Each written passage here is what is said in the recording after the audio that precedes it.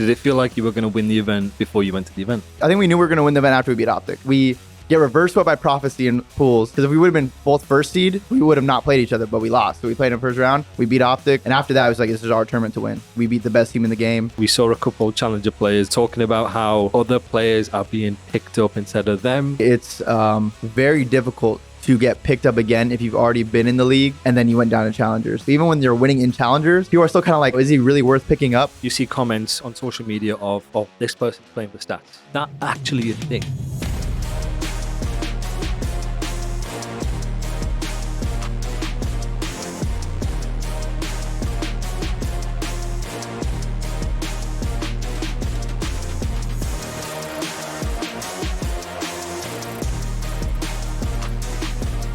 Do you like this cardigan?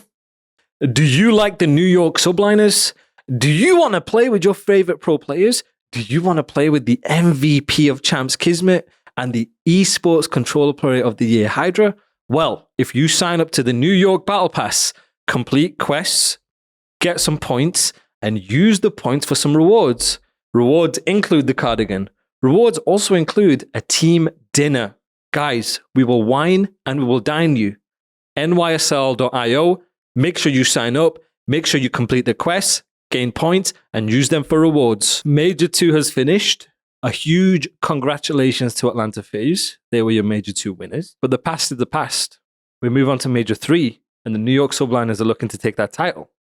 What you can do in the meantime is you can visit Prize Picks, and you can get your first deposit matched up to $100. Use the referral code Breaking Point on Prize Picks. Easy money. Okay, guys? We're going to win Major 3. You're going to win on Prize Picks. That is your first deposit matched up to $100. Referral code Breaking Point, guys. A new look Boston Breach takes on a new look Miami Heretics with the introduction of Real. The New York Subliners, the same team we finished third, take on the Minnesota Rocker, who have also made a change. Seattle have made a change, and they play the Carolina Royal Ravens. Vegas also play LAT. All this weekend. Make sure you check out Prize Picks. Use the referral code Breaking Point. This has been an amazing episode. I want to give a huge shout out again to Prize Picks for sponsoring this episode. Let's get right into it. Your first ever major win was Champs, and you had just turned 18. Yeah. Give the viewers a summary between when you first started competing up until that moment. First started competing, I mean, when I found out about Call of Duty, it was just through like game battles. Right. I think it was like in COD 4. I was seeing their teams like a national tournament. I think there was like 4 teams or something there. There wasn't very many. There was no crowd, no nothing. I think if you won the tournament, the total prize was $2,000 for the first place team, so you won $500 each. Definitely not covering your flights, your hotels, food, or anything for the weekend. But I just thought it was like the coolest thing ever. I'm like 10, 11 years old seeing this. I'm like, this is what I want to do. I want to go be on that stage. And then just try to climb the ranks, started going to a couple local tournaments. MLG Anaheim was my first big tournament in Black Ops 2. And that's where I really like knew it was for me, I guess you could say. Because I'm like, I loved it. I played really well. And I met like some other people. Yeah. That's how I actually met Accuracy, who lived like 20 minutes away from me and went to like a rival high school. So I was like, oh, I actually met someone who's like a normal person through this gaming stuff. Like, you don't usually meet people like that. And then all the way to Champs, and I was just looking to get my first tournament win, and we decided to pick a good one to win for our first one. So I was like, I'll take it. So 10 to 11, you go to an event. You win money. No. I went to my first major event. I was like 15. I think you were 15. No, but when you were 10 and 11, were you going to locals? No. I think I started going to locals when I was like 13, 14. 13, 14. Yeah. How did you convince your parents to do that? Well, my mom would drive me to the tournament, and I would make her sit in the car. Really? Yeah. For the entire time? Yeah, because when you go to local lands, like the trash talk, even in like the Black Ops 2 days at the major tournaments wasn't crazy compared to like the local land trash talk is the craziest thing ever. Have you heard about EGLs? The European events where Scum went to...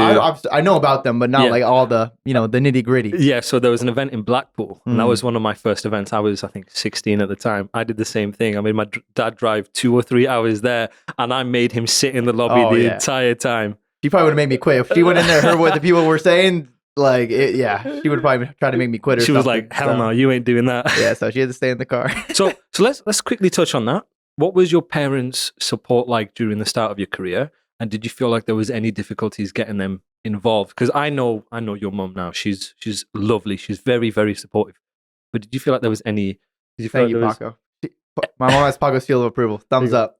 Did you feel like there was any issues coming up, or was there any ways you needed to try and convince her? Any really big issues. It was kind of like the normal things.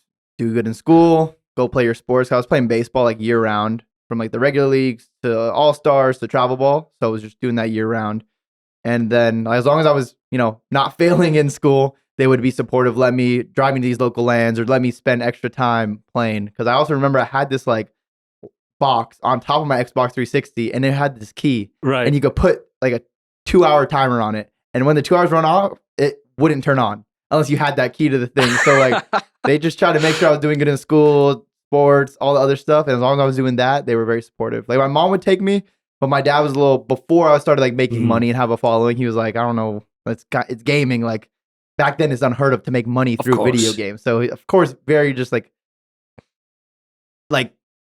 sketched out about it a little bit. And, but once like I started flying to tournaments, making a little bit of money, getting a little bit of Twitter following. And then, I won champs. It was over. Like, and then they're fully on board, of course. They're just like, why are you hanging out? Why aren't you playing? And I was like, all right. So before champs, did you have like a defining moment during your journey where you thought, okay, I can make this an actual thing. I'm good enough to do it.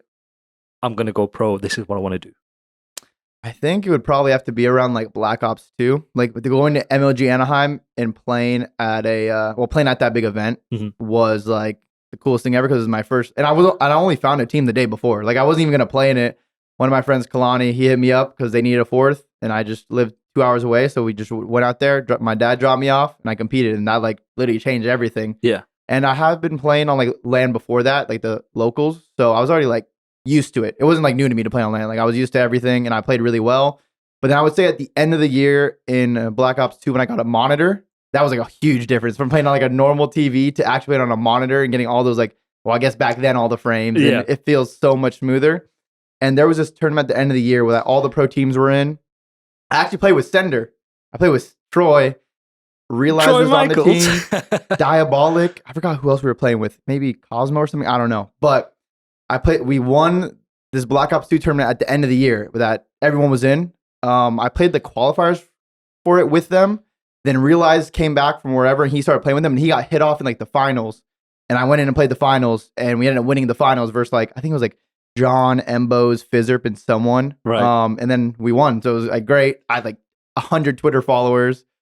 We won that. I gained like 200 or 300 followers that night, which was back then. I was like, oh my God, this is insane. You're blowing up. You're famous now. And then now Crowder, or Replays back then, FaZe Replays, Chris Crowder, the coach of Atlanta FaZe, he tweeted me on Twitter. It's like, oh, is there some new talent I have to look out for way back when in Black Ops 2? Yeah. So that was like probably the biggest moment because like, I literally beat pros. So I was like, all right, I could do this now. And then Ghost came out and the rest was history. Fair enough. So let's go on a bit of a tangent right now. So a lot of the viewers who are watching are going to be part of the newer generation. Yes. Not very, very familiar with CWL, never mind the MLG days. Yeah.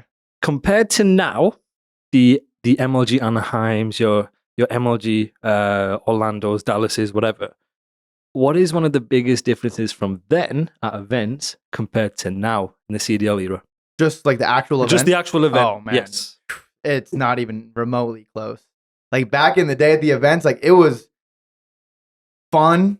You would have like people would be partying all night at the events. It was actually crazy. Like even like the pro players, the big pro players would still be going crazy partying. And like, it just wasn't that serious yet. Yeah. It was like you would scrim a little bit of your team. You make 10 roster changes before the event. You go to the event. You go get drunk Sunday night. And people are saying, oh, this guy costed me. Let's team. 10 more roster changes happen. You go to the next event. And it was just crazy. It was just so much fun. There was pro players going, content creators or streamers, YouTubers, like everyone would just go to hang out at the events. It was a legit like vacation and fun hangout time. But now it's just like more serious. Like not everyone's in different hotels. There's no real like main area that everyone hangs out with, like the Hilton bar at MLG Anaheim, where you'd see literally every single person in the world there. Yeah. But now it's just a lot more serious. You go, you take care of business, and now that I'm older, you know, it's a lot more fun. I go play, go watch VOD, prepare for the match the next day, go to sleep. And, you know, it's nice. But when you're younger, it is fun to run around the events. People are racing. Like Looney broke his arm one time because he was running around racing people. It was just so much craziness was happening at those events back in the day. I didn't believe the whole bar thing until Infinite Warfare. That was the event you beat me. And this was on the Sunday, and everyone was at the, I can't remember what the hotel was, but they would put all the players together. Mhm. I don't know I don't know what the hotel was in Orlando. Yeah. Was it a Hilton? I'm not sure. But when you see all of you guys at the bar, everyone's discussing roster changes on the Sunday night. You know, whoever, I can't remember who won IW Champs. Was it Optic. Optic won? Yeah.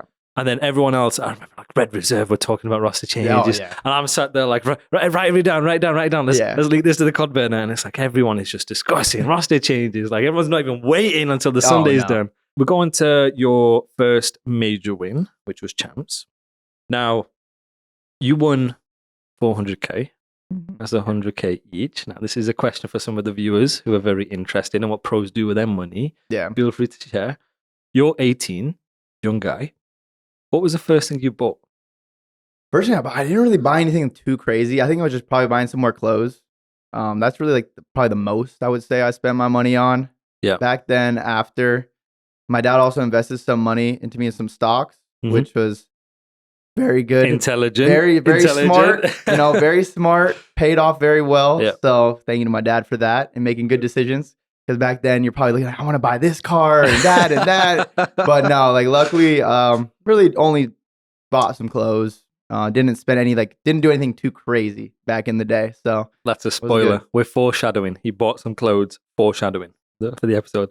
So then after you won Champs, how did that change your mindset when it came to looking at the game, when it come to what it takes to win, building that winning culture? Did that change anything for you? Did that cement anything for you?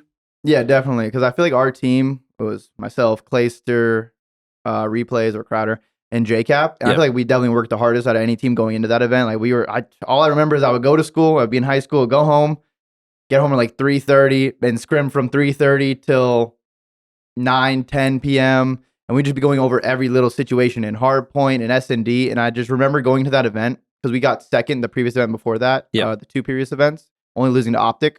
And so going into that event, like I just felt like I knew what to do and my teammates knew what to do in every single situation. When you spawn up this live, you know what to do. When you do it in this round in S&D, you know what to do.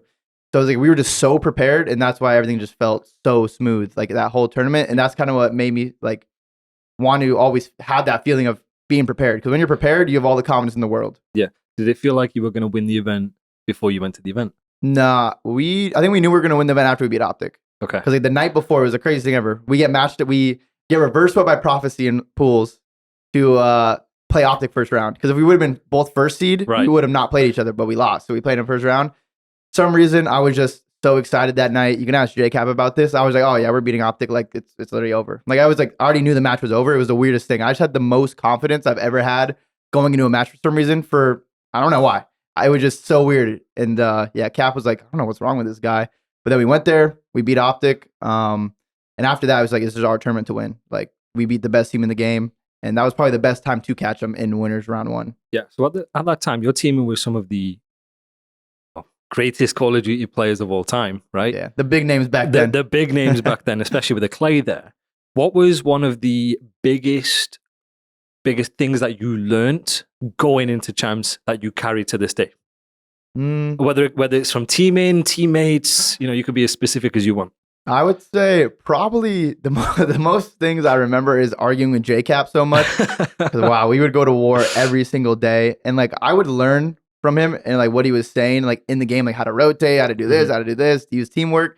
But I would learn when he's telling me that, but I wouldn't respond to him. Like I would just like roast him and he would roast me back. Yeah. So like I would start doing the things in game that he's saying, but then I would be like, shut up, old man, or like something else, just to make fun of him, because I just love pissing him off for some reason. I don't know why, but definitely just like learning how to use teamwork, the bait and switches, and every little thing, every little nuance in Call of Duty from like all those players. Clay, Replays, JCap, all extremely smart Call of Duty players. So I was just the young guy that was just soaking up all the knowledge. But then when you're that young, you're kind of reckless, so you kind of say whatever. So you were fighting back. Oh yeah. You weren't being soft. You were no giving it and you were taking it. Oh basically. It was it was a war every day. So since then, you've had an absolutely amazing career, illustrious career. You've been there, you've done that. Now, on this Vegas Legion Don't worry, I team, say the same thing I say sometimes all too. the time. Every time we scream you, I say, we're screaming Paris. Now, this Vegas Legion team, you are the quote unquote from the outside looking in, the leader, right? What is leadership to you, and how has that changed since you were the 18-year-old who won champs to now? Yeah, it's crazy. A lot has changed. But being a leader is honestly just trying to bring the best out of people in game, out of game, and then also like getting them to learn certain things that they can one day use to teach people and help others around them. Love that. Just bring that consistency every day, because like, well, sometimes we'll have a really good day of scrims, everything's going great. Next day we show up, sounds like everyone's dogs died, everyone's sad, and everything. So like finding that consistent base to really improve, because like you can't get too highs off the high when you do good. You win a couple league matches or place well at one tournament or win a couple of scrims. You can't get too low after you've been struggling. You got to like stay in the middle and just keep building that consistent base. And that's just the most important part when it comes to a team, anything with a team.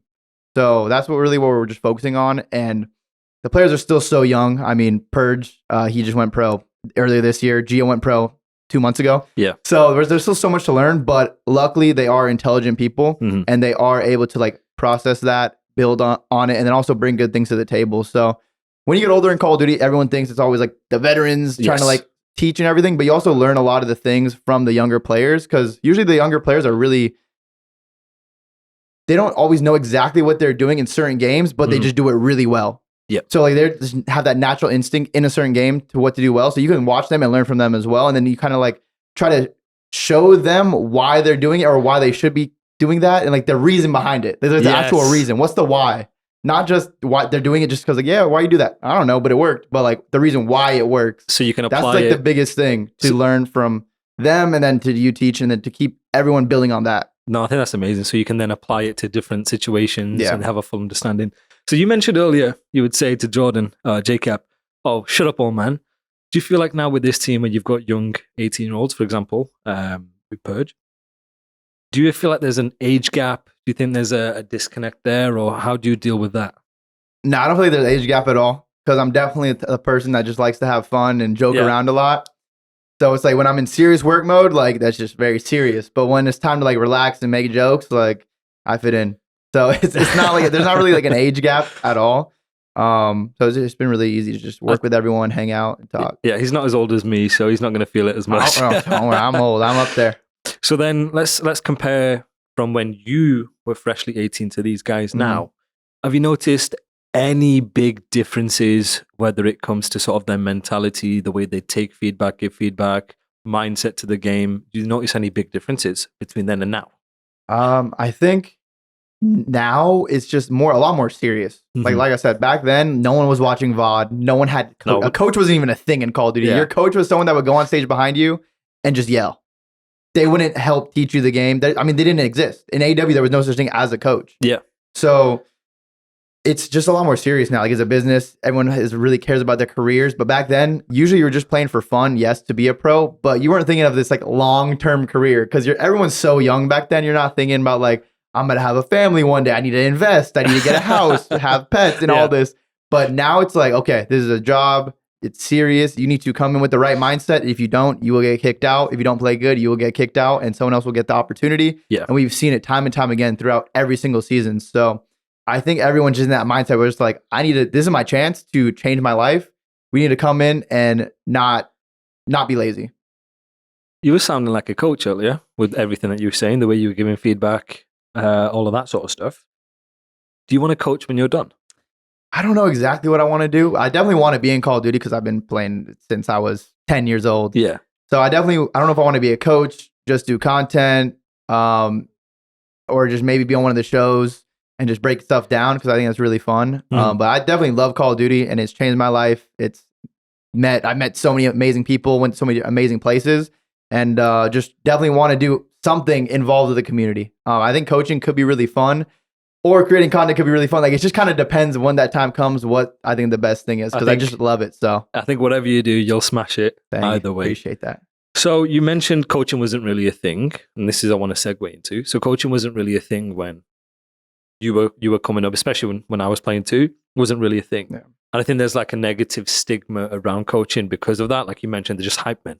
So in your opinion now, you work with Dillon Theory, you work with Sam Phoenix, right? You've had a couple of coaches in your career.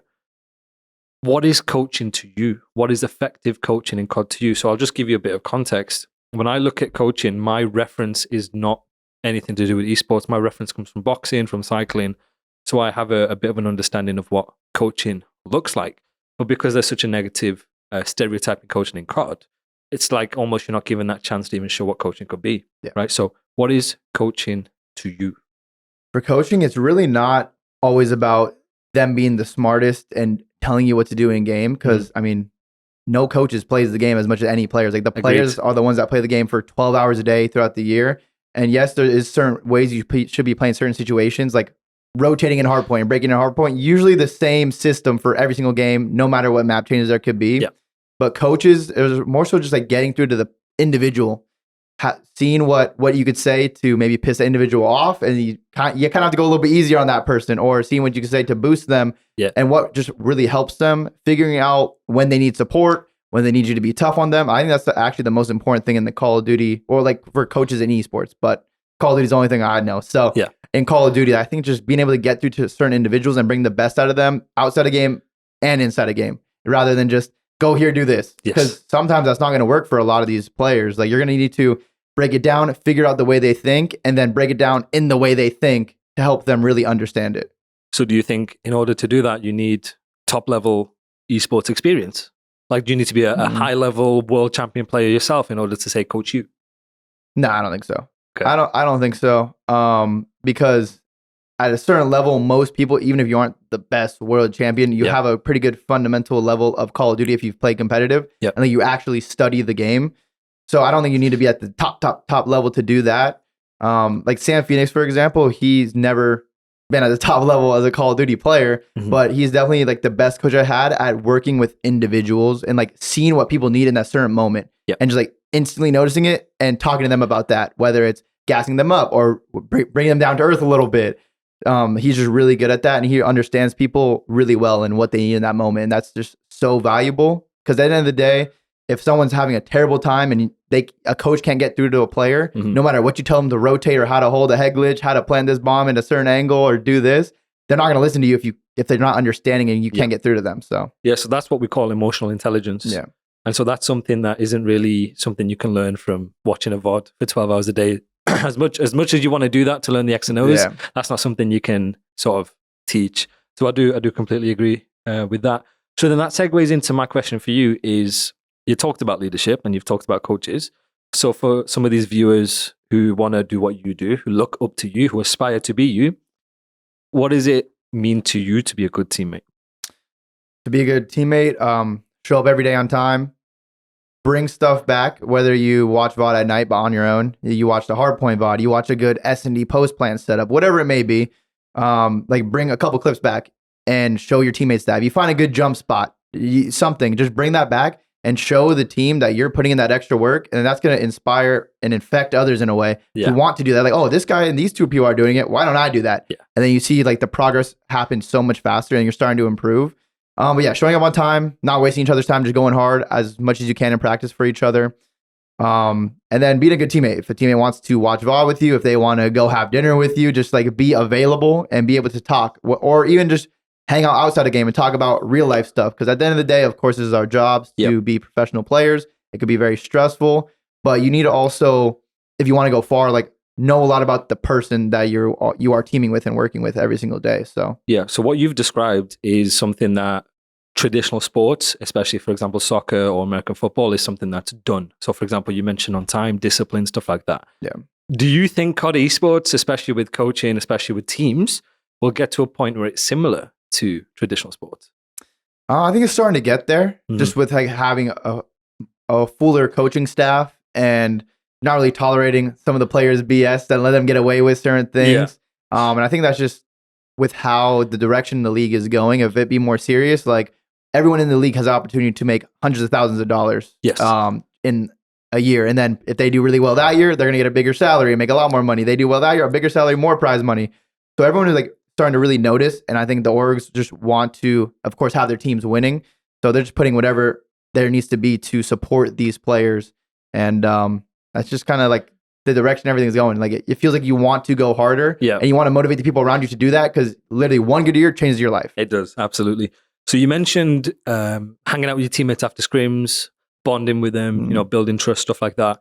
One of my experiences that I've had in challenges is a lot of COD players, unless it's X and O's and it affects them directly, or, hold this power spot for this wave. Unless they can do it in the moment, they tend not to believe it. So stuff like hanging out after scrims, open communication, trust bond. How important is that aspect? And this is culture building. How important is that for you? It's definitely very important because, I mean, if you could talk to your teammates about anything, you're not going to hold anything back in practice because everyone's had teammates throughout their careers where they're like, is it even worth saying anything to this person? They don't listen anyways. They don't learn. You don't like someone for whatever reason. And that could just cause it kind of builds up over time. And then until eventually you both explode and you roast each other. Instead of just being comfortable with someone, you could say anything to them. And not saying you should say anything in a bad way, but like you can say anything in a productive criticism kind of way. Yeah. So that's very important because especially when you're at the top level, you need to improve quickly. These seasons aren't long. You don't have much time. And one bad month could just destroy a team and cause some changes that have to happen. So yeah, I would describe that as a marathon and a sprint at the same time. It's nothing like I've ever been or been a part of before. So in your opinion, in your very storied career, what is a number one team killer? Ooh, a number one team killer. Number one. I think probably when someone's just being like selfish, they're just being selfish. Like whether that's not really inside a game so much, but like outside a game where they are like showing up late. They are just have side comments about everything. If you try to like criticize someone, they either don't say anything back to you. So you're like, did you hear me? Did you not hear me? Do you agree? Do you not agree? To have that conversation? Like just not being like, I want to say coachable, but not be like, you can't work with someone. Like they're just selfish. Like they don't care about others.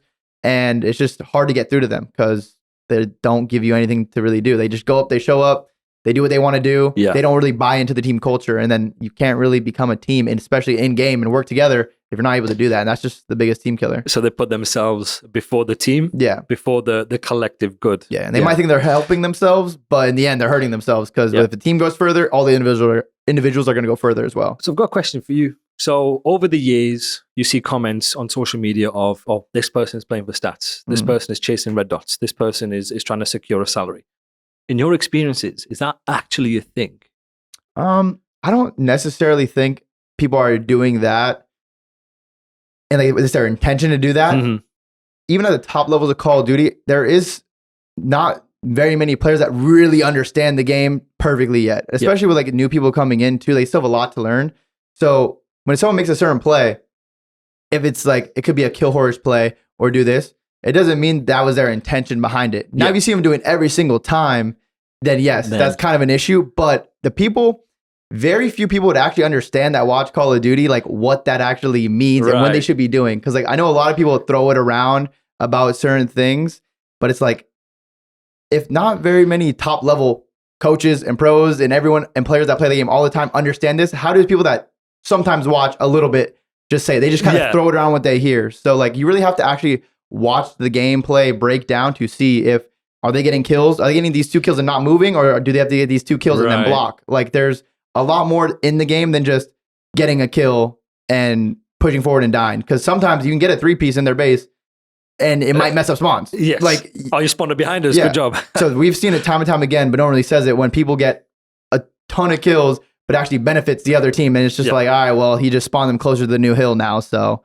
that's not a good play. So you really have to like break down the mini map and see what the intention was behind the play to actually accurately like describe it as kill whoring. So you made an interesting point. So you said only, and I do agree with you that not many people know how to play the game perfectly, if at all, right? Impossible, whatever. Do you think people would make quicker progress when it comes to playing fundamentally correct, playing for teams like trading, team shots, whatever, if the scoreboard didn't exist? If people couldn't see their KD? Then they'd play more for flow, they'd play more for trading, they'd play more against space, right? For sure. So imagine next call, we don't have scoreboards. and everyone's playing differently, right? 100%. Because there would be no like, it wouldn't be any like, I mean, I guess people would count it up on their head, or there would be some kind of stats that people would count, like, okay, this guy's frying, but it'd be like this team's winning and this team's doing well, so that's our team, and like we want to support them because they're winning. But yeah, the individuals, like everyone sees it. Like you need to pull up your scoreboard to see who's coming off spawn. Okay, we killed this person, we killed this person, this person's on hill, and we're looking for this person. Yeah. But then you also see you might have one kill, and after the first rotation, you're like, oh shit, I'm getting shit on. That's what I'm saying. It's like, imagine we still have the scoreboard where you can see people spawning up, timings, whatever, right? You can still see that kill feed, whatever. I'm just saying for like the actual kill death. Get that gone. Oh yeah, no, it would change everything for sure. I hear it so many times from the guys from the scrimming. Yo, I thought I was frying. Yeah. Open up the scoreboard and it's like, 14 and 19. It's like... No, yeah, I think it would definitely change the game, especially in like Search and Destroy. We played the S&D tourney last night. I had like 1 kill on Terminal. I had like 2,000 damage. I was like, oh, nice. hey, but you're beating for everyone. You're sliding first, right? Yeah. If you've got 1 kill and you slide first, he gets a 2-piece. Yeah. People aren't going to remember that. Exactly. They'll just see the 1 kill and I'm like, oh, he's costing. Yeah, okay, but I definitely think it would run a lot smoother if Scoreboard wasn't a thing. So to that extent, or an extension to that point, what do you think of the breaking point? Breaking point? Like these cards, these LionMan cards. What do you think of that? No, I mean, I think they're great because like it's not just kill death. Yeah. I'm not going to say they're the perfect thing to break it down, but there are people that are putting effort to show who's playing well, who's playing not so well on an individual level. And sometimes it might not always be on the individual's fault that they don't play to their standard or above and beyond. It could just be like a team thing. Because at the end of the day, it's going to come down to the team. If your team is the one in control of the hard point and you're getting all the kills and all the damage, you're going to look great. If your team is the one always trying to break and you're getting smoked, it's not going to look so great. Yeah. So I think it's really good to just like show. It shows more than just rather than kill and death, which has as it was in the old days. So I mean, Breaking Point does a great job with that. Cool. Okay, let's move on slightly. What's your thought on players creating content, and what's your thought on players building a brand? Oh, I mean, I think that's like the most important thing to be in it while or to do while you're in it. Because that's you're gonna be able to have a career after and also make a lot more money while your career is going. Because people want to watch you, they're gonna do your Twitch stream, they're gonna gift you subs, they're gonna donate you money, they're gonna watch your YouTube videos, you're gonna get hundreds of thousands of views, and you're gonna get brand deals because of that, sponsorships. So that's like the most important thing, to take advantage of that while you are in a 48-man league where there's a lot of eyes on it and very few people are actually in the league to take advantage of that. So it's very important. Is there any tips that you could give for people watching, especially for people who don't necessarily have this sort of outgoing personality like you have? It kind of depends on like what you are, because like there's a lot of different kind of content creators. Yeah. Like let's take Celian for example. Like he's very outgoing and funny behind the scenes. In like with a lot of people watching, I feel like he's a little more controlled and like quiet. Yeah. But behind the scenes, he's great. And then, but on stream, like people just watch him for his raw talent and ability, because he's been one of the best players for many years. So people watch him for that. So you don't really always need to have a crazy outgoing personality who likes to talk so much and do all this. If you could just be a very talented player and people are going to watch you. Yeah. People are going to watch. Well, I mean, if Scum just had his talent, people are still watching Scum. Yeah. Obviously, he's very good on camera. He's very funny and all this. Has a great personality. But they're either going to watch you for being entertaining, being really talented, and sometimes people have both, and that's when the ones who really blow up. Yeah. Do you remember Formal on IW when he was scrimming? He'd stream the scrims, but he'd have his chat off. He wouldn't even reply to the chat for like 4 hours. Everybody's gifting him subs. He's running ads, but he's just like focused on the scrim, but everyone's there to watch him. Yeah. You've started you have a clothing brand. A statement of. We can get some pictures here, please. Wearing it right now. Amazing, beautiful designs. Thank you. Why? It's funny because I always wanted to have like a clothing brand or just be able to wear my own clothes. Yep. It's something that I own, and but not like gamer apparel. I guess you say not like attached clothes. Like he has his attached. I just want like comfortable clothes that I could wear. And someone who actually made me, Jay, he made me a Twitter header and would make some graphics back in the day in like 2016, 2017. He approached me and he's like, oh, we have this clothing brand thing. And we really want people to get in, kind of like be like the face of it and kind of push it and be the one with like the followers. And I was like, that sounds great. I'm down. And things have been great ever since. I like, for especially only being a couple years, maybe like 3 years old, like it's been very successful. I mean, the clothing brand is not or the clothing business is not easy because it's so saturated. Yeah. There's so many clothing brands. So just trying to figure out ways to set ourselves apart, whether that be quality, designs, making people like believe in the brand and the message that the brand is trying to send across. And it's just been a really fun experience. And it's been cool to collaborate with the likes of like Zinni, Methods, and his clothing brand, Better Days Ahead, collabing with The Flank, and then other companies that we're looking forward to collabing with as well. Because it's like the people that I've known for so long and we worked with. And it's just awesome to see when we go to the events, like people in the community have, and players, supporters all have the clothing. Like they have the shirts, they have the hoodies, and it's just like, it's awesome to see. So for people that are watching who may not know, what message are you trying to send with your clothing line, your brand? With a statement of, it's kind of like, it kind of depends on the campaign, but I think the overall message we've sent is like, the statement is yours to make now. So whether that may be whatever hustle you're doing, try and do it your best. Whether you're a gamer, whether you're a golfer, whether you're a streamer, whatever it may be, you want to be the best at it. And with the different drops, it's kind of fun to, I don't create it. It's like Jay and the rest of the team. They always design it and have like the messages, but they do a fantastic job. So tons of credit to them. They always have like such good messages that just make people feel good. And like some says like one shirt said practice gratitude, and like people love that. So they'll come up to me like, oh, that shirt's so nice. Because of course, especially in the social media age and stuff, and with things going on in the world, people are sad a lot. So when they have like a shirt or they see something that makes them happy, they'll point it out, whether they like that shirt, the color of it, the design on it, or the positive messaging on it. I think that's one of my favorite things about your brand and Zinni's brand, which is Better Days Ahead, is the fact that you have a message that you can send to these people or this new generation who use esports as an outlet, who use esports as a medium, right? So I think that's one of my favorite things about both of your brands. So we actually have a drop coming out this Friday. Well, I don't know when this episode is going to air. This Friday. I think it's this Friday. Better Days Ahead, X a statement of drop 2. There you go. Good. Okay, so shameless plug. Yeah, we'll plug it again at the end. So getting into business, right? New thing for you. Are there any similarities between competing and being part of a team and business? Yeah, definitely. I've noticed that working with people in the clothing brand or working with like editors for your YouTube videos or people that are going to make graphic designs for you, because you have to communicate effectively to get things done in a timely manner. And sometimes someone might piss you off a little bit by saying something or doing something and not sending it on time. And you have to like work that together, find the system to make it easier for everyone to be at their peak when you need them to be, whether that be editing the videos on time, certain edits in the videos, and paying attention to detail, or making sure you're at the photo shoot on time for the brand in between a busy week of scrims, or being available to give your input on certain designs and stuff and ideas for it. Just being available and working together and just communication. So what is the most difficult thing or the most difficult aspect about running a business, especially a clothing business? The most difficult, the most stress inducing. The most difficult thing, I mean, I'm going to just be honest. Thankfully, we have a couple other people that own it as well, and they do a great job, whether it's with the designing, getting all the things shipped out or manufactured. So luckily, I don't have to deal with that like behind the scenes too much. Maybe one day I'll have to do that a little bit more when I'm done competing.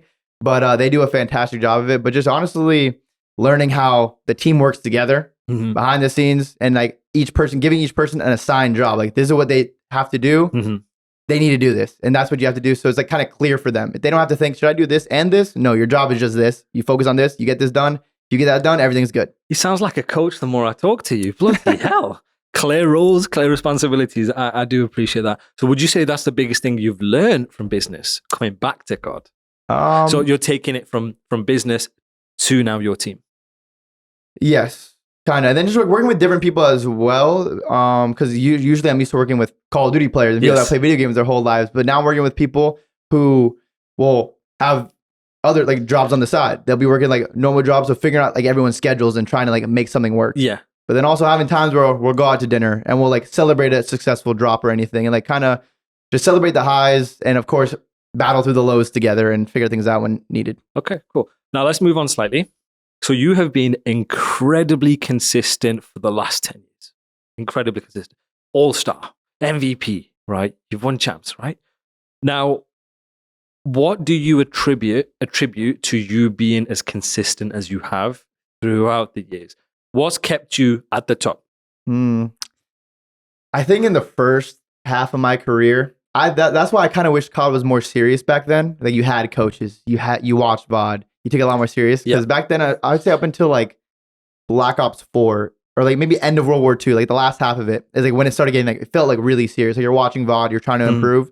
The first half it was kind of just like playing a lot and going to the tournament and doing it. And but there's no really like thought behind it. And like, you're still learning and you still have a system, but there was so much extra work we could have been putting in. And I think the last half since like the CDL started in 2019 when I teamed with actually in Black Ops 4. Yeah. He really helped me show how I should be preparing for matches, what I should be looking for when I watch VOD, how I should be prepping for like S&D, respawns, and just how to like improve in a consistent system. So I think Lamar really helped with that.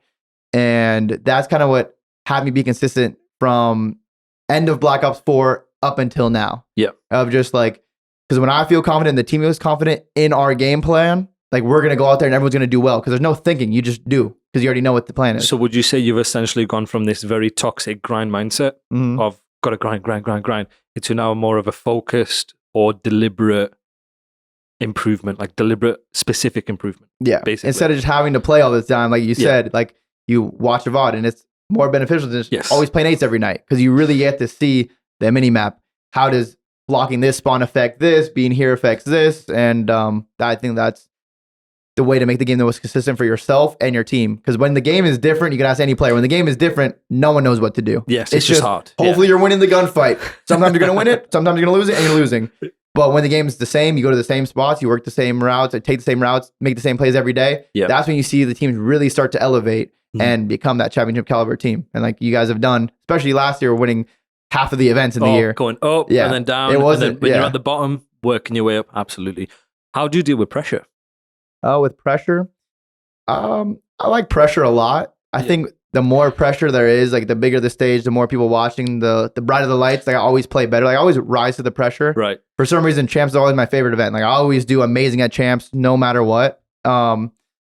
I just love that event. There's just like the 2 weeks before, there's just something, there's like a magic in the air that hits you. And everything just feels so different. And it's just an amazing feeling. But I wish I could replicate that for every single event. Like it feels like you're going to Champs because there's just some magic in the air when you're like preparing and going to that tournament. So it feels like you're getting into another gear and you can feel that. Right. So I felt that as a player myself. I didn't obviously reach the heights that you did. But when you get to Champs and you get to these big events, there's cameras here, you sit down.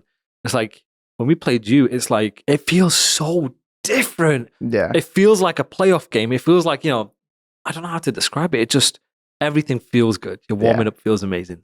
Going to the event feels good. I'm ready to play. Yeah. It feels amazing. So let's talk about CWL transitioning over to CDL. You joined the New York Subliners in year 1. Mm-hmm. What was that process like going from a very sort of loose to a very serious league? Yeah. It was really good to learn like life experiences, like because you're working with different people now. You're working with people who own sports teams who are very serious. If you're not performing, you're gone, and this is like very serious, and you need to do good here. Rather than before, where you're friends with everyone in the community, you're friends with I guess it would be the CEO or like the leader of your team, whoever it was back then. But it's just kind of like transitioning into the real world and the world of business because it is a business now. Like so many of the teams have their owners would own a sports team and just be billionaires, multi-millionaires. And of course, they're investing a lot. So they want to see you and the team do well. So I guess just like learning about how businesses actually work on the other side of it. Were there any challenges when it came to dealing with these suits, as we call them, because they come in from a world who don't really understand what we do? So were there any challenges with that? I think there was like challenges just because every esports different. Call of Duty has its differences, but I remember when we were joining New York, they had an Overwatch team at the time, and Overwatch was a very different league, but they were like always kind of thinking because that was their one initial time they got into esports. So they learned everything by like Overwatch League rules and stuff. Yeah. Because I remember one time they were like, like you guys don't need setups at like your apartment. Like you're not gonna have setups at your apartment because you just go to the office, You play at the office, then you go home, then you come to the office the next day, you play. Or like, because we don't want you guys to burn out. Because I guess in Overwatch there's a lot of burnout because they play so much. But we're just like, no, I mean, we've played Call of Duty for so many years, so many hours. There's really no such thing as burnout in competitive COD because like everyone still is playing so much. So you need to go to the office. You play at your apartment at night. You go to the office during the day. Come back, you play at night. So that was like, there's certain things like that where we had to like show them like, nah, like we need to play at home. We need to be able to play and practice more in 8s and S&D tournaments, or even there's streaming pubs and ranked play, whatever it may be. Like we needed a setup like that. Yeah. So let me just quickly go on a tangent. What do you think about burnout in esports? Burnout in esports. It's definitely easy to do if you don't take care of yourself. Yep. But I really don't think it's just from playing a lot. Like I think you're still gonna play a lot no matter what. Mm-hmm. But it's when you're not playing, what you're doing. Are you wake up early enough to be able to go to the gym and work out for an hour in the morning? Are you getting off after scrims? You just played for 8 hours straight. Yep. You should probably go take a walk and get some fresh air, get some food, talk to your friends, talk to your family, get your mind off the game, and then you can return and practice more. So it's not really from actually playing the game, it's from neglecting other aspects of your life that are hurting you in the game, and then your mental in the game and out of the game as well. So like you need to be able to separate the game and your job, because that's what it is now. It's a job now, from your real life. Go outside, go work out, go walk around, go drink water, go eat good foods, and talk to your friends and family. Like have a good time, enjoy life. Don't just make it all about the game and then your career's shorter now because everything is deteriorated around you. It's a very unhealthy sort of grind sort of mindset that we talked about earlier. But to what we were talking about earlier, it's if people don't see an immediate result, they don't necessarily believe it's doing anything. Yeah. Right. So then is that something you would say for the next generation, is to focus on your diet, focus on your health, focus on your hand stretches? Do you have sort of any sort of routine like that? Yeah, I definitely do like hand stretches a lot. I have some videos way back when on my YouTube channel about those. Have like some hand massagers, will ice my hands. Of course, try to work it like 3 to 4 times a week as well, just because it's gonna keep me feeling good. Looking good, yeah, a little bit. That's the side thing. As long as you're feeling good and you're healthy, the other benefits of like looking good and being strong, those are the good little pluses on the side. Mm-hmm. But I don't know. It just makes your mental so clear. So when you're playing, like everything is just so easy instead of being foggy every single day and it's hard to think. So there's just so many benefits to working out and just creating a consistent routine. Mm-hmm. It makes everything so much easier. Yeah. Do you have do you meditate? Do you do anything like that? Usually on like game days, I'll just close my eyes and breathe, think about some things for a couple minutes. Even for like 3 to 5 minutes. It doesn't have to be a long time. Yeah. But it kind of just gets me in that zone. It's like, all right, it's game day. Lock in. Yeah. Do you have like a pre-game routine? So let's say from the moment you wake up, you're playing us. Not exactly like a routine. I mean, I probably pretty much, if I'm at home, we'll just eat the same things. I'll eat my 3 eggs like I usually do every day. I'll have my protein shake. Yeah. Maybe go on for a little walk, 10, 20-minute walk, 15-minute walk, just get some fresh air, get some sunlight, go in, get ready, breathe for 3 to 5 minutes, kind of just get my mind right for the day, and go out there, compete. Is that how you lock in? Just breathing? Oh, yeah. Yeah, breathing and then like thinking. Like we used to have this thing on Rocker. I forgot what it was called, but we put these headbands on. And it was like an app on your phone, and it would like track your breath, and it would like talk to you. You'd have AirPods in as well, and it would take you through these guided courses, and it would really help. And that's like really helped me lock in from when we started up until now. Like I still use the things I learned back then now. Cool. So talk to me about your time living in New York. So this was the first year where players were required to move to their home market. Yeah. So explain to me what that was like in the Big Apple. that was a dream come true. I mean, growing up, we all watch shows and movies of people living in New York City, and you're just like the bright lights, the city's so busy, and there's like a magic. There's like electricity. It's like everything's just going, everything's running at all times, and that's definitely true. Like when I moved to New York, I was like, wow, I just want to do stuff. I want to wake up. I want to be out walking around or out streaming or out at the gym, and then go practice. You just have like this energy behind you. That feels so good. The city living that never sleeps. Oh, really? Like you go out anytime, and there's just so many people walking around and driving around from anytime. It's always busy. So you really do feel that energy when you live there. But it's an amazing city. Are you from a big city in LA? No. I grew up in a small town. So you're a small town kid. You're in a big city. No, I feel the same way. Best thing and worst thing about living in New York? The best thing. Oh, the food. You'd order food like good food all the time. It's not just like the trash, whatever. I would always order my go-to was I think it was just called, it was like some deli, like the best food in New York or something. I think it was like best food in New York, and it had literally every food you could imagine on the menu. Wow. We would scrim, I would stream, make a YouTube video, then it'd be like 1 or 2 a.m. I'd walk out of the living room, Lamar's watching TV. I'd be like, yo, you want to order food? And then sometimes he'd order, sometimes he wouldn't. He'd always get mad at me because everyone gets mad at me because I eat so much, but I just never gain weight. But I have to eat a lot to, maintain, because I just lose weight so quick. But yeah, just the food you could order at all times was just the absolute best. And the worst thing? The worst thing about New York, well, not really about New York, but kind of when COVID hit, everything just shut down. So, everything was closed for a pretty long time, and it was just tough having to go to the grocery store, or the first couple weeks we only go to CVS. Even the grocery stores really weren't open. Trying to find a time to get like the Amazon delivery from like Whole Foods or whatever is all you could really do. But that was having the worst part about it, because like we live in New York City, you're like, you think it's got to be so fun. COVID hits, shuts down everything. But I mean, it was just another life experience, I guess you could say. So let's talk about that briefly. How did you deal with the whole COVID pandemic thing, especially going from a franchise model that is you're traveling to all these different places, right? Every week, Toronto 1 week, next week you're in Paris, back to Atlanta. So how did you deal with the fact that now the world is shutting down? You're in a city that's not home for a league that's now moved online. Yeah. It's kind of crazy to say, but it helped COVID just because everyone's stuck inside now. They can't go anywhere. Some people couldn't really work unless it was remote. Like, it helped the gaming so much. That's why I think Warzone was so popular. Of course, Warzone 1 was really fun, but like everyone was stuck inside. There's nothing else you could do except for play games or watch streams. Yeah. So I think it actually did help, and it just made me and my teammates double down on practice, because you can't really go anywhere or do anything. You just have to practice. And then also with content, you play your tournament or your league match that day, you stream after, you make a YouTube video, and just kind of like help you get on that consistent schedule and help build that brand, just because there wasn't anything else to do. Like, you just were inside the whole time. You might as well be productive while you're inside. But did that monotonous sort of schedule not get to you in any way? Luckily, we actually had a trainer, because before COVID hit, we were going to the Nike headquarters in New York and working out, but we would do Zoom class. We get on Zoom and we'd have like this like chest that I have, and we use that as a bench. We order dumbbells, like 50, 30, like a bunch of different weights of dumbbells, and we'd be working out in the living room. So that's really what we did to like help us keep us going through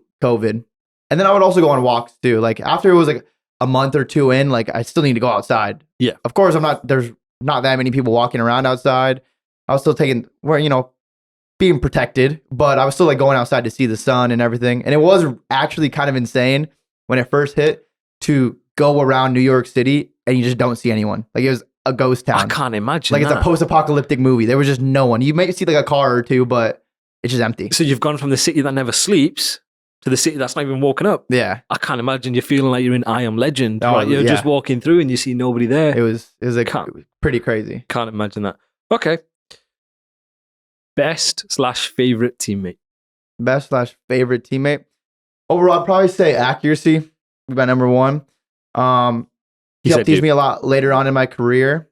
And then before that, I really like teaming with like J-Cap, even though we went to war a lot because I like to annoy him and roast him. He helped teach me a lot back in the younger days. Of course, teaming with Zuma, Clay, Ian, or Enable was really fun because it was just like those phase days. It was just like going to the tournaments, have fun. You pretty much know you're at least a guaranteed top 3 at the tournament. So it was like just fun back in the day. And then like being on phase, the coolest places we traveled to aside from like competition was just amazing. So we just have so many good memories. And that was also the first team I moved out. I moved from California to Austin, Texas in a team house in the phase house in Infinite Warfare. And Chris or Replays was there, Crowder.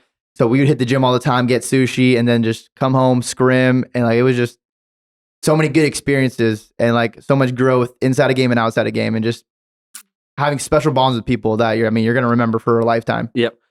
So one tip, you're allowed only one tip to give to the next generation of COD players who want to do what you do. Like compete competition wise? Yeah.